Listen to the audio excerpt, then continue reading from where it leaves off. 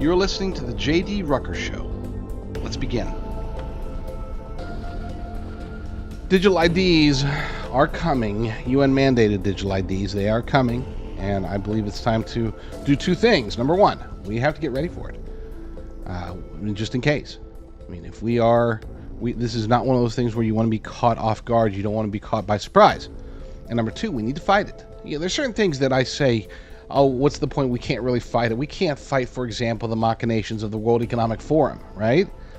What are we going to do? Are we going to boycott them? They don't sell a product. Are we going to protest them? What are we going to do? Certain things they might want to try to enact, sure, we can do something about it, but otherwise they're a group that is essentially untouchable by us. Same thing with, for example, artificial intelligence. It's not a group, it's an industry. That's not an industry that you and I could stop. We're not going to be able to stop it. I don't care how scared somebody is. We could prove beyond a shadow of a doubt that if they develop AI, then everybody's going to die, and they're still going to develop it. Okay? So there's certain things that we can't fight. But when it comes to digital IDs, I think we can. We're seeing across the globe, we're seeing this, I don't want to call it conservative, but we're seeing more of a nationalist movement.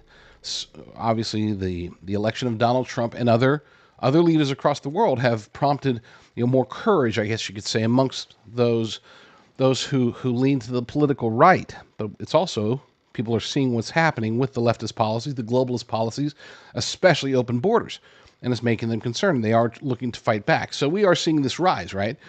But in the long term, is this just part of the ebb and flow? Or we've gone through several years of leftism, and then the pendulum's gonna swing right back, or pendulum has already swung to the right, and now it's gonna eventually swing back to the left. I don't know.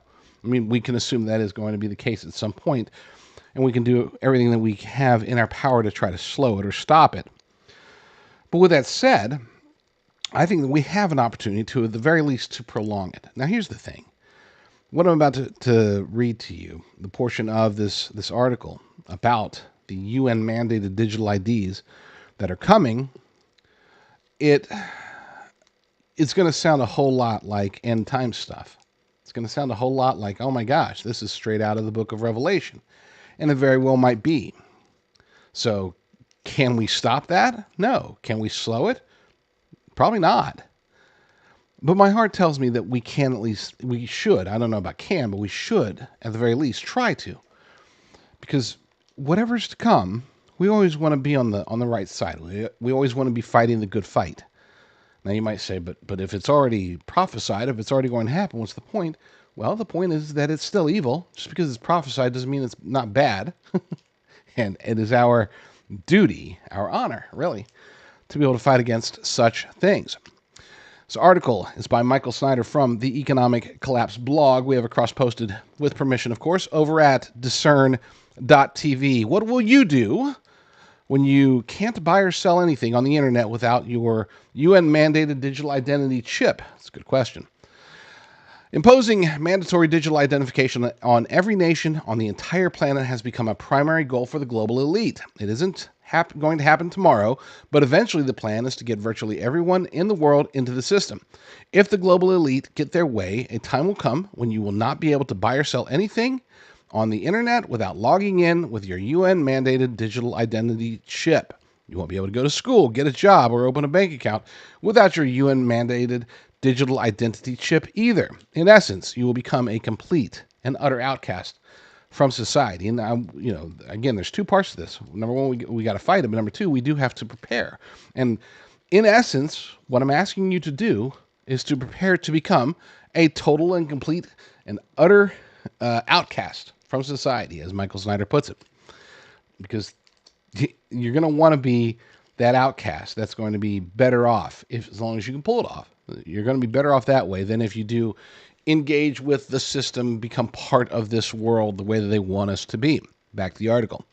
I've been astounded by what I've discovered. Leo Hohmann, the great Leo Hohmann, and a few others have been writing about this, but the general population has no idea what the global elite have planned. All the way back in September 2018, the United Nations established the UN Legal Identity Agenda Task Force. I want you to remember those three words and the three letters accompanying with them, because they're going to become bigger and bigger in the months and years ahead. Legal Identity Agenda, LIA, Legal Identity Agenda, because that is something that, again, they're trying to make it into a thing. And if they do succeed, then I think they're going to realize a lot of their goals and dreams and aspirations. And this comes directly from the UN website. Inspired by the Secretary General's determination to tackle the global problem of statelessness, affecting more than 10 million people worldwide, but also noting the wider and larger issue of lack of legal identity, the Secretary General's Executive Committee in January 2018 mandated the Deputy Secretary General to convene UN entities to develop, in collaboration with the World Bank Group, a common approach to the broader issue of registration and legal identity. They want you registered, they want you numbered, they want you tracked, they want you to become part of the system. To operationalize the decision of the Executive Committee, an interagency coordination mechanism, the UN Legal Identity Agenda Task Force, LIA, was established from September 2018, where 13 UN agencies under the chairmanship of UNDP, UNICEF, and the UN Department of Economic and Social Affairs are working together to try to assist member states in achieving SDG targets. One of the responsibilities of the task force is to oversee the implementation of the UNLI at the regional and national level. And I'm not going to read all these. They're pretty boring. You can tell what they are. So we need to get people engaged in LIA. We need to get them to embrace LIA. We need to have the infrastructure for LIA. It's all about that. But let's continue, though. The United Nations Development Program is on the ground in 170 different countries and territories, and they have become one of the key UN agencies that is working to advance this agenda. On the UNDP website, they have an entire page that discusses what they intend to do. They argue that embracing digitalization will help to close the digital identity gap. They want us all of us, be part of this legal identity agenda, LIA. Legal identity serves as a fundamental gateway to accessing both public and private services. Notice how they worded that statement. This is something that isn't fully implemented yet, and they're already establishing it. This is called, when you hear people use the phrase begging the question, this is begging the question. They're taking basically the end goal and stating that as a fact to justify the end goal. It's crazy. Legal identity serves as a fundamental gateway to accessing both public and private services. However, a staggering 850 million people worldwide lack the means to establish their identity. Embracing digitalization offers a pathway to bridging this global identity gap, with digital legal identity serving as a cornerstone of digital public infrastructure, fostering interoperability among diverse systems. It's a lot of gobbledygook for them to say, hey, if we can get everybody on UN-mandated digital IDs, then we can get it to where their access to everything is controlled by those who control the digital ID. We'll be able to track them. We'll be able to guide them. We'll be able to monitor them. We'll be able to control them. This is where you get the whole, everything cascades once they can establish this. Everything falls into line. It's like one of those, those funnels where you got like the coins, or sometimes it's like gumballs or whatever. I don't know. Many of you kids probably have never seen anything like this. It used to fascinate me. You throw in like a bunch of marbles or something, and they're spinning around in this funnel, and then they're all getting close to the bottom, and they all fall through, right? That's what this is. The digital ID is the funnel that will allow them to get, for example, central bank digital currencies, social credit scores, digitization of our health records. Don't worry, it'll always follow you. We'll be able to know that way if you're ever in a car accident and we don't, they won't have to call around. They'll just be able to boop, scan your digital ID chip, and we'll know everything about you, and we'll be able to give you the proper treatment. It's going to be great. Just like with central bank digital currencies. That's what they're going to do. They're in the process of doing that. And again, they're using the logical fallacy of begging the question to establish credibility for something that doesn't exist yet, except it sort of does. But that's a different discussion for a different day. Whenever they want to sell us on some horrible new thing they want to do, they make it sound like it is something that is necessary to help the poor and the needy. The UNDP has listed 5 compelling reasons why digital identification must be imposed on the entire planet. The first reason they give us is that digital identification will allow them to track all of us. They're saying this is a positive thing. Don't worry.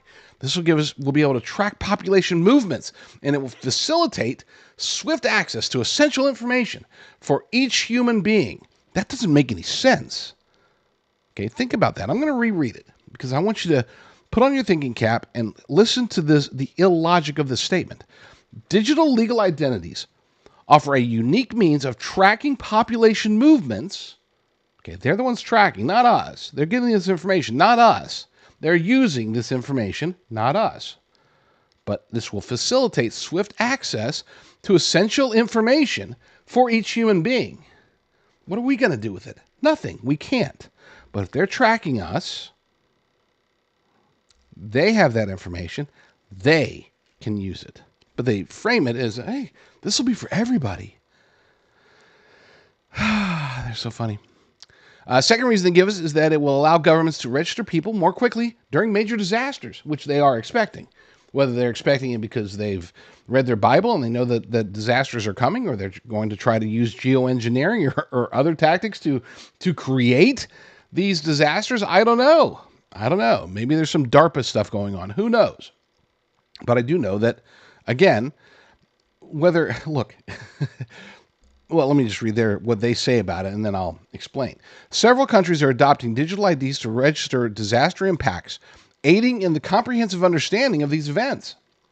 With support from UNDP, countries are establishing tracking systems to collect data from various agencies, including environment, health, public works, transport, agriculture, statistics, and others at national, provincial, and subnational levels. Pro tip, whenever they start listing a whole bunch of different things, they're not listing anything. They're just trying to basically give you enough things to make you think there's something positive. There's something in it for you. There's not. None of that helped. Okay, none of that even remotely convinces anybody who's paying attention that this is going to somehow help with disaster relief. But that's the takeaway you're supposed to get. It won't, and they don't say it will. But they pretend like it will by confusion. It makes no sense, except it works. I say it makes no sense.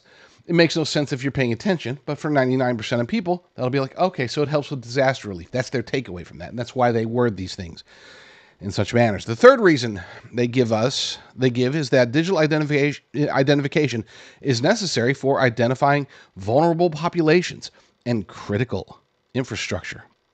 I'm not even going to read it because of how ludicrous that is.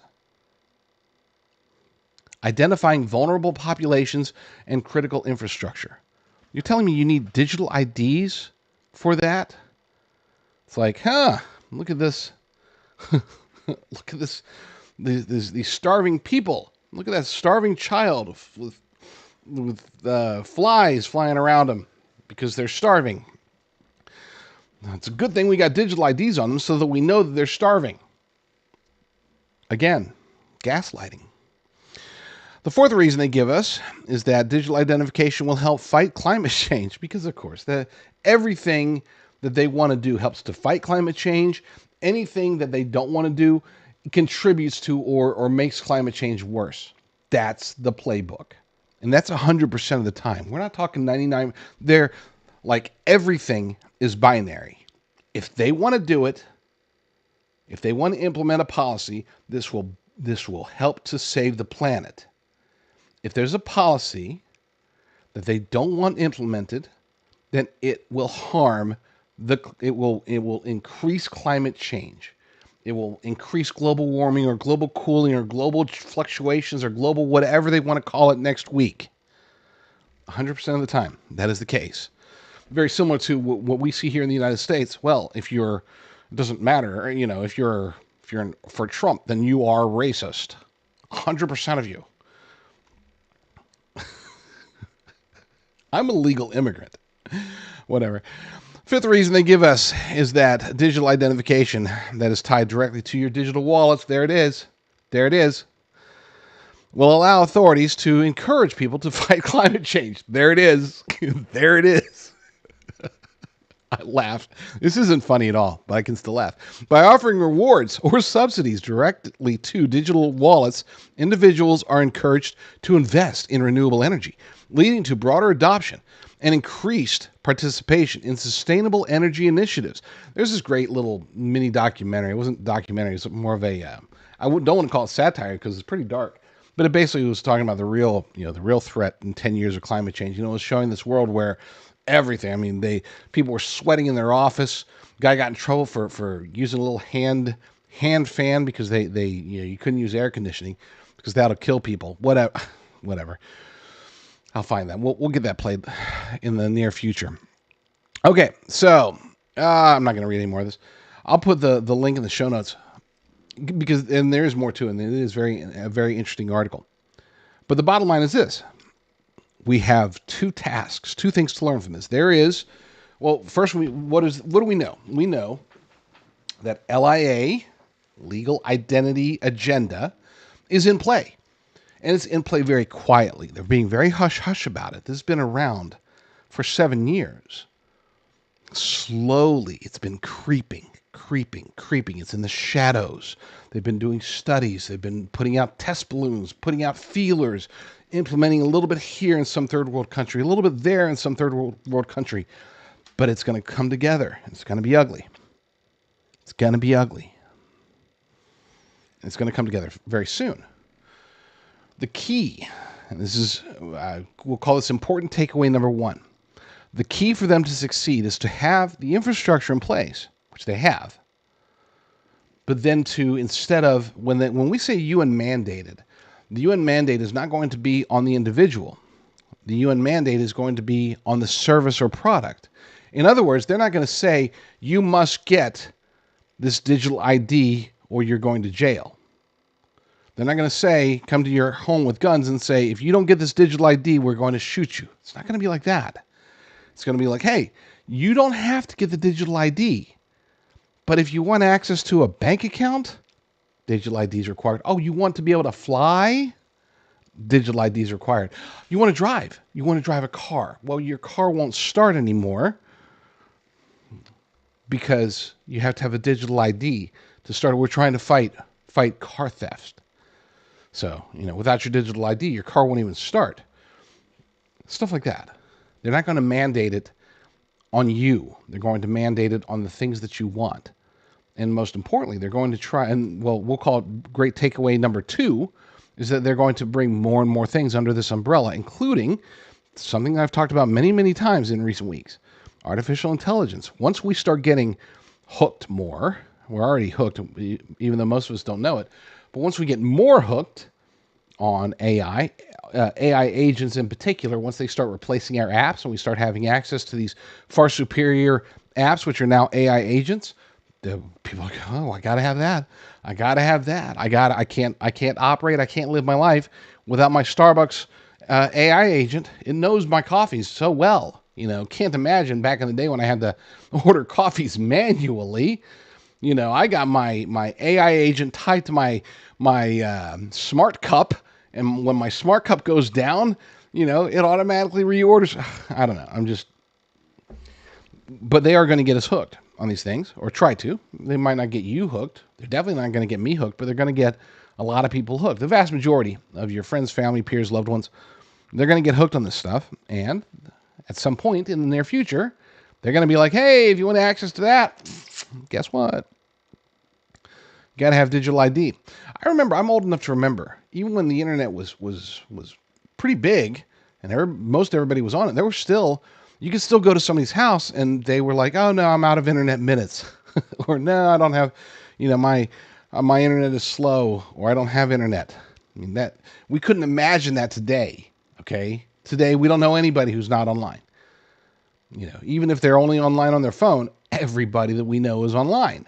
Unless you have friends or family, or maybe you're one of the people that are smart enough, lucky enough to be out on on a gridless, off the grid, in a homestead somewhere. Got your whatever. I don't even want to dream about that yet because I have not accomplished that dream, that goal, but I will. But where was I? I'm off in La La Land, picturing my homestead now. Yeah, no, everybody we know has the internet, right? Well, that's what's going to end up happening with artificial intelligence, especially once it gets tied into quantum computing, especially once they start replacing all the quote unquote bad things about the internet with artificial intelligence, which can prevent such things as identity theft or spam or whatever. Anything that you don't like about the internet today is going to be solved by artificial intelligence. Anything you don't like about your smartphone today is going to be solved by artificial intelligence. And the only way that you'll be able to access those things is with your digital ID. It won't be like that at first. But eventually, once you're hooked, once you can't imagine living or operating without all the things that you have on your phone or your Neuralink direct connection or whatever, once you can't live without it, that's when they're going to say, well, to be able to get it, you're going to have to get a digital ID. And everybody's doing it anyway, so might as well do it. And the vast majority of people that perhaps many of you, even in my wonderful audience, some of you are going to be like, yeah, it's not a big deal. Everybody else is doing it. I mean, what could the harm be?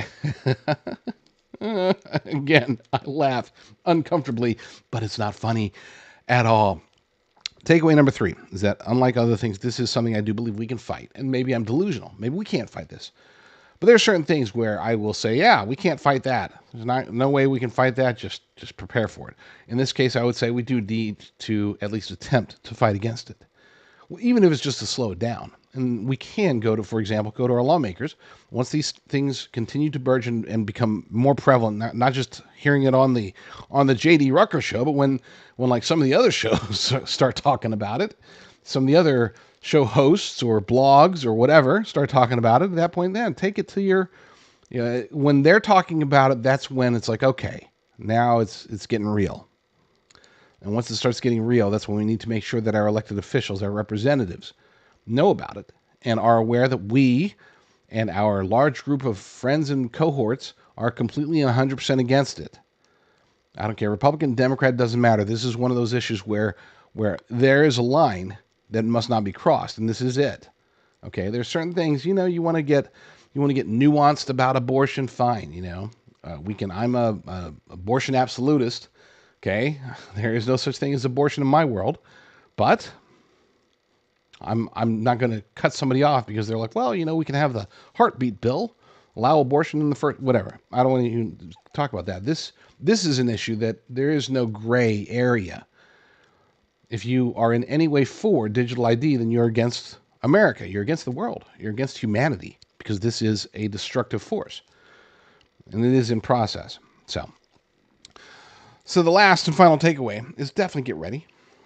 There's certain things that I'm not suggesting that you got to go run off now, get off grid now. That wouldn't be a bad idea. What I am suggesting is to get everything you can as ready as possible. Okay, be ready to break away, become self-sufficient as much as possible. Even if you're still reliant today, being able to detach yourself, to decouple yourself from society if it turns to this evil, that is important. That is necessary. Now, there are two areas where, there's certain things you can do. Like you can start stockpiling food and batteries and whatever, and you don't have, that doesn't, just because you're stockpiling those doesn't mean you have to go eat freeze-dried food every day. You can stockpile it, set it aside, and then go eat good, whole, high-quality food on a regular basis, until the time comes where you can't, right? There's certain things that you should start now. And if you have the ability and the means and all that stuff, then I would suggest making sure that you start now. And those two things are, number one, growing and producing your own food, whether it's gardens, homesteads, entire little mini farms, big farms, whatever, livestock. Don't wait. That's not something where it's like, oh, crap. The apocalypse is coming. There's the digital ID mandate that Rucker was talking about. We better go plant some tomatoes. No, you need to start now on that kind of stuff. Not just for practice. Also, number one, it's good for you. Okay, talk about sourcing your own food, making sure that you know that if it's your food that you grew, you don't have any pesticides on there. You got your seeds. They're organic. You're regenerative. Whatever. You can source that stuff great, and it tastes wonderful. By the way, to be clear. I don't know if it's a psychological thing, but I will admit, when my wife brings me tomatoes that she grew, holy cow, those are like the greatest tomatoes that have ever existed. I almost don't want to eat them. Anyway, so getting your own food preparation, not preparation, food creation, food growth, that's extremely important now. And to start now, don't wait. And then the other thing is the medical side of it. A lot of us we have certain medical needs, and those medical needs don't stop just because the apocalypse comes. We might need certain pharmaceuticals, certain treatments, certain whatever that improve our lives or maybe even keep us alive. Now is the time to do something, anything you can, to try to make it to where you're not beholden to the current system. If you can, if you have like ailments where you can start going to natural or more easily accessible or even growable remedies, please now do it. Start working towards that now. Talk to your doctor. I'm not saying, abandon the doctor now. Let's talk to the doctor while you have access to them, because at some point in the future you might not unless you go to the doctor. Hey doctor, I'm dying. Well, where's your digital ID? You don't want that. So talk to your doctor, ask them straight up. Hey, I'm looking for natural remedies. Do you have a doctor that you could recommend, or do you know any natural remedies? I don't want to have to take this drug for the rest of my life, or I don't want to take this drug for the next year, or I want to have an alternative. This is probably the better way to put it for them. I want to have an alternative in case something crazy happens and like our infrastructure goes down and I can't get access to pharmaceuticals. I don't want to just be left hanging on the vine just because, pharmacies didn't have what I needed anymore, something to that effect. And then if they say, well, there's really nothing you can try there, you have to be on this particular drug or this particular treatment, find out, okay, well, can I stock up? Is there any way, can this stuff can we get a long-term supply of it that I can rotate through? Help me to be able to put my mind at ease, basically. And if your doctor's reluctant, if the doctor can give you a concrete answer as to why they can't. No, you can't do it. The shelf life on these is only a month. That's why I have to have you. I continue. I would love to just give you a 6-month supply, but I can't. It'll go bad, or whatever. And then just try to find alternatives. But if they just say no, I can't. We only do 1 month supply. If they can't give you a reason why they can't give you a bigger supply, find a new doctor. Okay, and tell them. Call around. Just say, hey, I'm on this, and my doctor says I can only get a 1 month supply. My concern is that what if the infrastructure blah, blah, blah, blah, and I want to be able to build up like a 6-month supply, a year supply, a 2-year supply, a 10-year supply, whatever. And, just work on your medical, work on your growing of your own food, and start stockpiling the other stuff as well, if you haven't started already. I'm not trying to be a fearmonger here. I'm just telling you. They're not going to mandate you to get the digital ID. They're going to make it to where they're going to mandate services or products or whatever that access to them will require a digital ID. And then you will have to make the choice. Are you going to get this chip, this mark, so to speak, in order to continue to have access to this, that, or the other?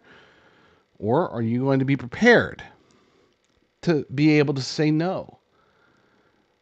I'm not saying you have to say no to anything. It's a free world so far, free country for now. But I am suggesting that having the freedom to be able to say no, that could be the difference between living properly and living in a worldly manner.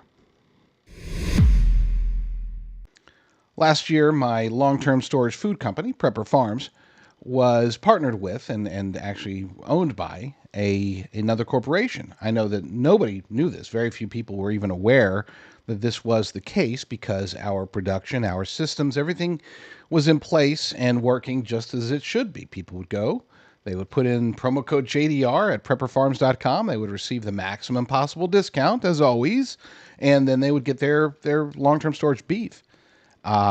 Things what you didn't know and what we can now explain now is that this year in 2025 we have gone back to the original ownership structure, and I'm very excited about that because that puts me finally back more in charge, and I am super excited about that concept, not because I crave power by any means, but because I feel that as an America First veteran-owned company that we need to focus on helping Americans to prepare for whatever is to come, whether it's natural disasters or emergencies or de-dollarization, food crises, bird flu, whatever it is. We do expect something to happen, which is why we built prepperfarms.com in the first place. The idea here is to get high quality, all American, all Texas beef, the good stuff, ribeye, New York strip, tenderloin, all of that good stuff, and freeze dry it naturally to give it a 25-year shelf life. We don't add any preservatives. There's only one ingredient, and that's beef. Lasts 25 years in the bag, and that's awesome. So support this show, support me, support yourself and your family. Protect yourself for the future by stocking up on long-term storage, high-quality beef. Go to prepperfarms.com. That's prepperfarms.com. Use promo code JDR, and you will receive the maximum possible discount.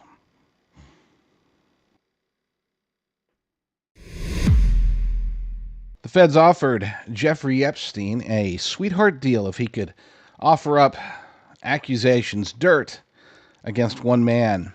Now, I'm sure you know who that one man is, and I'm also sure that you won't be surprised to find out that he had no dirt that he could offer the feds, which is why he's dead, but he definitely didn't kill himself. According to an article over at the Post-Millennial, feds offered Jeffrey Epstein a plea deal in exchange for dirt on Trump, whether provable or not. Ex-cellmate says, this is by Thomas Stevenson over there. Jeffrey Epstein was reportedly offered a sweetheart plea deal to offer up incriminating evidence of Donald Trump to the federal government in order to impeach him. The feds said Epstein did not have to prove the evidence. Leave it up to Trump to disprove it, a former cellmate of the dead pedophile has claimed. It was reported that Epstein's former cellmate, a convicted killer, and ex-cop Nicholas Tartaglione, 57, recalled the claimed conversation with Epstein, according to audio posted on Jessica Krause's Substack. During a phone conversation with Krause, Taglione said, Epstein, this is what Taglione said, he said, Epstein said, "When you were a cop, what did you know about proffers and cooperation?" I said, "Jeff, it's pretty simple. The prosecutors, they caught a fish, you. They're not going to let that fish off the hook unless you give them a bigger fish." And Epstein replied, he said, "Yeah, well, that's what they said. They told me they'd let me plead out something small, and I'll do just a couple of years in a camp if I can give them something on Trump to get him impeached. But the government told me I don't have to prove what I say about Trump as long as Trump's people can't disprove it." The cellmate to Epstein said the dead pedophile considered making stuff up in order to get a better plea deal. In 2023, Tartaglione was convicted of murdering 4 people and sentenced to 4 life sentences in prison, according to the New York Post. The convict was found guilty of torturing and strangling a man over some cash. Tartaglione was in the cell with Epstein when the pedophile was found with bruises on his neck on July 23, 2019. Tartaglione denied harming Epstein at the time, and Epstein was then put on suicide watch. He was facing sex trafficking charges as well as exploitation of minors and abuse at the time. According to the cellmate, Trump and Epstein only knew each other socially, but were not friendly towards one another. And that's why I think it's hilarious that when you do searches on Google, for example, for Jeffrey Epstein, they always like to throw the picture of him standing there with Donald Trump. They were at some kind of party, and somebody snapped a picture of them standing there, and that's like, oh my gosh, Trump's one of the Epstein guys, Meanwhile, of course, they run cover for people like Bill Clinton, people like Bill Gates, who have far more exposure if you will, to Jeffrey Epstein. But it is telling, and this does fall under the category of aligning with the modus operandi of the radical left, better known as the Biden-Harris regime. They hated Trump. They still hate Trump, and all of their cronies hate Trump, and more importantly, all of their puppet masters in the globalist elite cabal, they hate Trump, and they were trying to find anything they could on him. They went to a guy who was facing at best case scenario an extremely long sentence, and of course he did not get the best case scenario, and we don't know that. I will say there is still pretty decent evidence that maybe he did cut a deal of some sort, and maybe he is still alive and they just faked his death. But I don't think that's true. I think chances are he is dead. He didn't kill himself. He got Clintoned or something. Maybe you got Biden. I don't know. Maybe you got Obama'd. Maybe you got Prince Andrew'd. I don't know what happened to Jeffrey Epstein. I just know that he didn't kill himself. I also know that Donald Trump, there was no dirt on him, and now the rest of the world knows. So praise God for that. Is the Barack and Michelle Obama marriage drama being manufactured to prepare her for a 2028 presidential run? It's possible. Would I say it's likely? I wouldn't say anything. At this point, this is something that's well above my pay grade. And speaking of pay grades, it's above apparently everybody's pay grade, because the people that I have, the resources, the sources, the whatever you want to call them, they know nothing. And that's telling that they know nothing, on one hand, because this is the rumors have been spreading for weeks now that Barack Obama and Jennifer Aniston, of all people, are having an affair, and that Michelle and Barack are on the rocks, and they're not being seen together. They haven't been seen together very often for well over a year now. You would think that my sources would at least know that, oh, no, it's nothing like that. They don't know anything about it. And that's a concern, because that means that there is at least some truth to the fact that their marriage is on the rocks. It tells us that my theory that this is preparation, it could be true. You have to remember that the way the globalist elite cabal think, they think very, very long term, generally speaking. They manufacture this marriage, I believe. They manufacture this marriage from the beginning. Perhaps maybe they met and had their flame together. That's possible. But at some point, either before they met or after they met, they were encouraged to put together an appropriate marriage, an appropriate family, even using IVF to birth their kids. They were designed to get to the White House, and at least on one count it worked. But is it possible that they were planning for a double whammy? 8, 12, 16 years worth of Obama's worth of globalist control over the White House. I think it's possible. And again, considering the fact that they have not been seen together very often, considering that nobody is necessarily denouncing the tabloid rumors, they're denouncing it in a way that's sort of keeping the rumor alive, which I think is quite hilarious.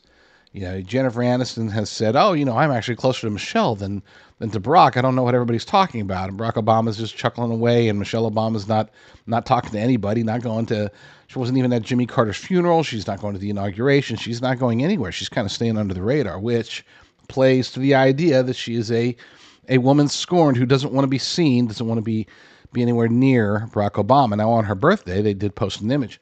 That image did not exactly display love and unity. They were as far away from each other as possible, stretching across the table to hold each other's hand. And she did not look happy at all on her 61st birthday. It's very possible that I'm reading into all of this too much, but I wanted to throw it out there briefly.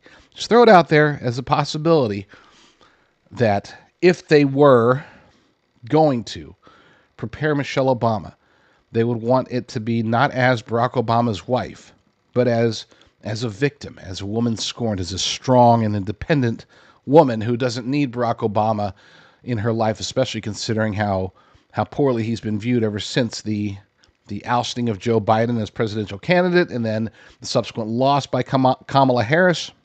Barack Obama's stock has dropped, and I think maybe they might be looking at this as a way to take advantage of that and raise Michelle's stock. So keep an eye on it. keep an eye on him. My only question is what happens to Jennifer Aniston in all this? I mean, she's is she going to be the other woman? Is she the bad guy? And to that, my only response is she's Hollywood, so who cares? UN chief warns that humanity has opened Pandora's box. I wonder what he's talking about. This is actually came during an address last week. We covered it a little bit. I didn't cover it on the show, but we covered it a little bit over at AmericaFirstReport.com as well as DiscernReport.com. But I didn't go dive deep into what he was saying, and there was something that I should have noted that was, let's just say, it aligns perfectly with pretty much everything I've been talking about the last few weeks, few months. This article comes to us from End Times Headlines. U.S. UN chief warns that humanity has opened Pandora's box with out-of-control technology that risks upending our very existence. Now, he was referring to what he called four ills, four parts of Pandora's box of ills. I got this thing, it sounds like a Snoop Dogg song. Let me get that out of my head. On Wednesday, UN Secretary General Antonio Guterres issued a grave warning regarding the myriad of challenges facing humanity, characterizing them as Pandora's box of ills. He emphasized that the proliferation of uncontrolled technology, remember that term, uncontrolled technology poses significant risks to our very existence. Guterres articulated our actions, or in some cases, our inactions, have precipitated a contemporary Pandora's box of challenges.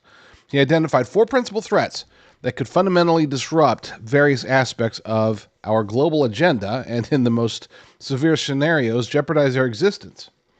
Now, the first three, of course, are items that we expect to hear from the United Nations, from the globalists, from the left, this is their standard operating procedure. Of course, they're going to talk about war because, they love war.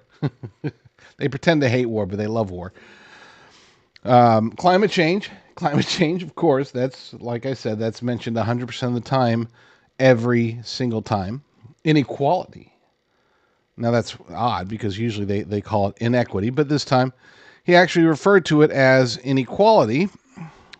And, of course, the out-of-control technology. Now, out of control, uncontrolled, however you want to put it, technology itself is not the risk. He didn't claim that technologies such as artificial intelligence, quantum computing, biometrics, nanotechnology, 5G, 6G, 8G, 12G, whatever, mRNA jabs, he's not against any of these various technologies. What he's against is that they're out of control. In other words, they're not under the United Nations control, the globalist elite cabal's control. But here's the thing, they basically are. Okay, they're just, what Guterres is doing here is he's just saying, we need more control. We got to make absolutely sure that nobody in the world is harmed by these uncontrolled technologies. Back to the article. The Secretary General of the United Nations articulated his priorities in an address to the General Assembly for the forthcoming year amidst a backdrop of unprecedented crises and increasing polarization within the organization. Security Council, the organization's principal decision-making body, is currently hindered by paralysis. Good. The less the UN does, the better. The ongoing conflict in Gaza has prompted Israel and its allies to challenge the United Nations' impartiality, while UN peacekeepers have found themselves caught in the crossfire in Lebanon and Syria. But you know what? Hey, we got a peace deal, right? Everything's all done. Middle East is at peace. Not quite yet. We're not there yet. And I don't know if we ever will get there. We were as close as we were ever going to get, I think, in 2019. And then the globalists took over, and they love their war in the Middle East. I mean, they want the Middle East to just be in a constant state of war because that gives them the ability to control more of the narrative, more of the agenda. Allows them to do what they need to do in the Middle East, which is a lot, because that is, of course, where the Holy Land is. That's where every major religion, all three Abrahamic religions at least, that's where they focus their efforts, our efforts as Christians. So uncontrolled technology, that's what keeps him up at night, thinking that we're going to develop technologies, and maybe those technologies aren't going to be under the control of the globalists. That's not really a fear of his. They know they're going to control it. They know they already do control it. What they want to do is force it upon us. As I noted in the earlier segment, their intention here is to make sure that we are mandated to get digital IDs, that we are addicted to our newfound quote-unquote freedoms and privileges and benefits of artificial intelligence, specifically artificial general intelligence. They want us to prepare for a world where there is no such thing as encryption, because quantum computers can break any encryption. Anything that we throw at it, quantum computers can break it. And then don't even get me started on mRNA technology. Bottom line, the globalists are pretending to be scared, and they're using this fear to drive fear into us, and they want us to be scared so that we will give them more power, or I guess the better way to put it is that we will be more accepting and less objectionable when they try to take as much power as they want. And you might ask, is there a limit to how much power they want? Well, if you've read your Bible, you already know the answer to that question is no. I have one kid. You have 5 kids. That's what you. How do you? That's incredible. It's kind of like being an FBI agent. You're always kind of monitoring them and making sure everyone's safe. Makes good sense. You know, I'm actually a real agent. Well, not an agent. I'm actually a deputy sheriff. Are you really? Right there. Many, many years. Are you serious? For real life, real life. Unbelievable. Yeah. So you're a sheriff. Yep. Played at Princeton. Pro football player. Greatest superhero of all time. Never drafted to Major League Baseball like you for the Pittsburgh Pirates. Thank you very much. Knuckleballer. How do you hit a knuckleball? You don't. You don't. You don't. That's the whole point. That's the beauty of it. You know, we may have always played on different sides, you know, being the superhero or the supervillain. Supervillain. But we have a lot more in common than I thought that we did. Which is shocking, because one thing's for sure. Genesis Gold Group is a company that we both trust. They make safeguarding your IRA or your 401k as simple as possible. And I need simple, That's right. I'll be honest. And with their stellar reputation, they're as solid as the gold that they sell. Like this gold right here. So call Genesis Gold Group today at 1-800-200-GOLD. What is that? This is what they call a prepper bar. So like you can break off these, see these little pieces? Oh, it's on both sides. And it's great because you can carry that around small. And Oh yeah, it's not and you like- can literally use it to spend. Or it's not like this Think one. that- What? This is a big fella. This is a really great one. Is that real? This is a real one. You want to hold it? It's heavy.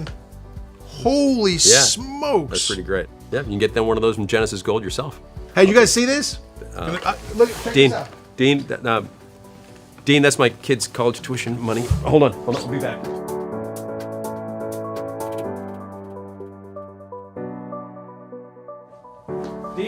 Dean! Yeah. Who's the supervillain now, huh? Yeah, that's my goal, Dean!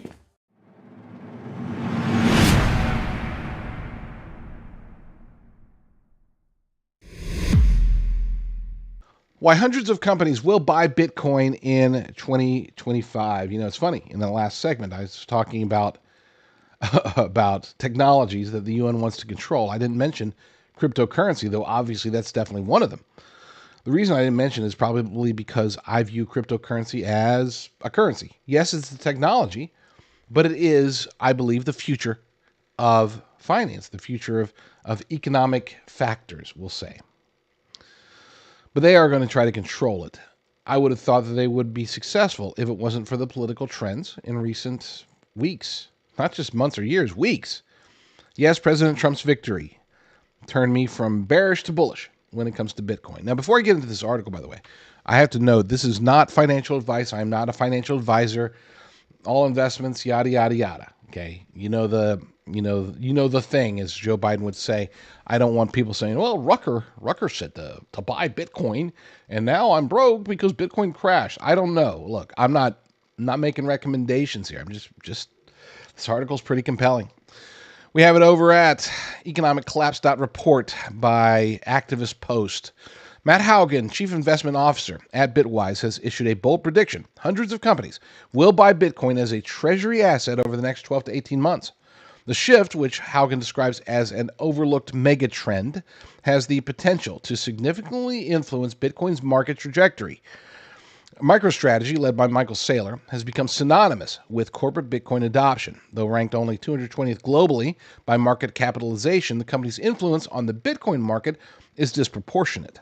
In 2024 alone, MicroStrategy acquired 257,000 Bitcoins, which exceeds the total Bitcoin mined that year. The company's ambition shows no signs of slowing. It recently announced plans to raise $42 billion for additional Bitcoin purchases, which is equivalent to 2.6 years at current rates. MicroStrategy's actions are just the tip of the iceberg. According to Haugen, 70 publicly traded companies already hold Bitcoin on their balance sheets. This list includes not only crypto-native firms like Coinbase and Marathon Digital, but also mainstream giants like Tesla, Block, and Mercado Libre. Together, these firms, excluding MicroStrategy, own 141,000 Bitcoin. Private companies are also significant players. SpaceX, Block One, and others collectively hold at least 368,000 Bitcoin, based on data from BitcoinTreasuries.com. Haugen highlights that MicroStrategy's share of the corporate Bitcoin market is already less than 50% and is likely to decline further as adoption grows. What happens when a larger company like Meta, which is 20 times larger than MicroStrategy, what happens when they start adopting MicroStrategy's strategy? Currently, shareholders are already suggesting to add Bitcoin to its balance sheet. Let's talk about why corporate Bitcoin adoption is poised to accelerate. According to the article, two major barriers have historically constrained corporate adoption of Bitcoin: reputational risk and unfavorable accounting rules. Both have shifted dramatically in recent months. And you can read this. I'm not going to just read the article to you. You can go to economiccollapse.report and find this article, and it can go into why those two things, the two changes, reduced reputational risk and favorable accounting changes, why that is benefiting Bitcoin and why corporations are now starting to get really behind it. Speaking of which, why are they getting behind it? According to the article, corporate motivations for holding Bitcoin mirror those of individual investors. Haugen outlined several reasons. Number one, hedging against inflation. Number two, I'll go into more details. Hedging against inflation. Bitcoin is viewed as a safeguard against currency debasement. True. Number two, speculation. Some companies aim to boost stock prices through Bitcoin exposure. Very true again. Number three, cultural signaling. Holding Bitcoin signals alignment with innovation and attracts a younger, tech-savvy customer base. May or may not be true. But number four is definitely true. Strategic hunches. For many, Bitcoin ownership is a calculated gamble. Haugen asserts that the motivations behind corporate adoption matter less than the magnitude of demand. You just need to look at the numbers, he writes. Where does all this demand look like it's going, and what would that mean for the market? This megatrend could redefine the markets. Haugen's memo paints a bullish picture of Bitcoin's future. If hundreds of companies like MicroStrategy's lead, the cumulative demand could drive Bitcoin's price significantly higher in the coming year. With 70 companies already on board under less favorable conditions, the stage is set for an explosion in adoption. This trend not only highlights Bitcoin's evolving role as a treasury asset, but also underscores its growing acceptance as a mainstream financial instrument. For mature investors, the implications are clear. The next 18 months could mark a pivotal period in Bitcoin's journey from speculative asset to institutional cornerstone. And again, I'm not offering financial advice here, but according to the article, they say the time to buy is now. With reputational risks fading, accounting rules evolving, and demand accelerating, Bitcoin's integration into corporate treasuries appears inevitable. Haugen's analysis invites investors to consider the broader implications. If corporations truly embrace Bitcoin at scale, what could that mean for the market's future? For savvy investors, the answer might lie in acting sooner rather than later. And then I'll go ahead and read their disclaimer. This article is for informational purposes only and should not be considered financial advice. Always do your own research before making any investment decisions. And I wholeheartedly agree. This changed ever since Trump won. This is when I went out there and started, and I was expecting Trump to win anyway, so I was looking before. at possibilities, and I did find one company that I personally like. Okay. You can check them out, learn more by going to jdrucker.com/crypto, jdrucker.com/crypto. They are a sponsor of this show, but after looking at literally dozens of possibilities, this is the one that stood out. This is the one that combines AI-driven data with actual human experts. People don't have to be experts, whether they want to move their cash over, if they want to back their IRA, if you want to do a rollover, take your IRA out of the stock market or part of it, put it into crypto, go to jdrucker.com/crypto and learn how to get into Bitcoin now before it's too late. I'm laughing because it's like, yay, Trump won. Lord willing, I will be back very soon with another episode. But in the meantime, you all stay strong, stay safe, and God bless.